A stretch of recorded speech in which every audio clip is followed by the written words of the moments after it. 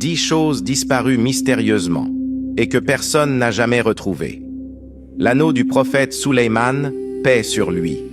Présent dans certaines légendes, mais aucun récit authentique ne prouve son existence en islam. L'arche d'alliance, Tabut al-Ard, mentionnée dans le Coran, dans la sourate Al-Baqarah, verset 248. Elle appartenait aux enfants d'Israël, elle existerait toujours, mais sa localisation exacte reste inconnue. La barrière de Yadjouj et Madjouj, Gog et Magog, mentionnée dans le Coran, dans la sourate Al-Kahf, construite par Dhul-Qarnayn. Elle existerait encore aujourd'hui, mais son emplacement exact demeure inconnu.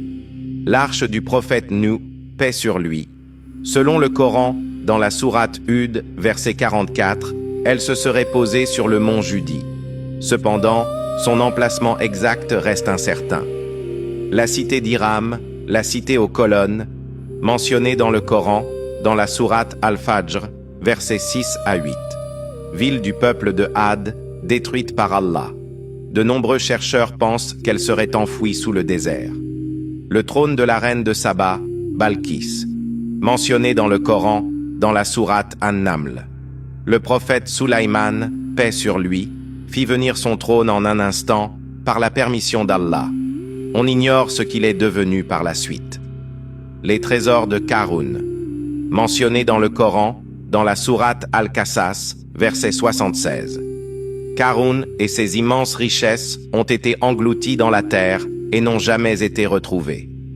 Le bâton du prophète Moussa, paix sur lui, mentionné à plusieurs reprises dans le Coran. Par la permission d'Allah, il fendit la mer et se transforma en serpent. Son emplacement actuel est inconnu.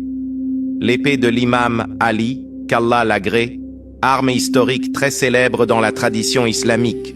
On ignore où elle se trouve aujourd'hui. Le livre mystérieux, Shams al-Ma'arif al-Kubra, un ouvrage de sorcellerie très controversé. Il ne fait pas partie de l'islam, mais il est souvent associé à des récits occultes. La tombe du prophète Youssouf, Joseph, paix sur lui, mentionnée dans certaines traditions.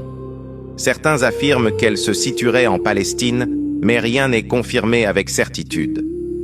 Certaines de ces histoires sont confirmées dans le Coran et la Sunna, tandis que d'autres proviennent de récits non authentiques.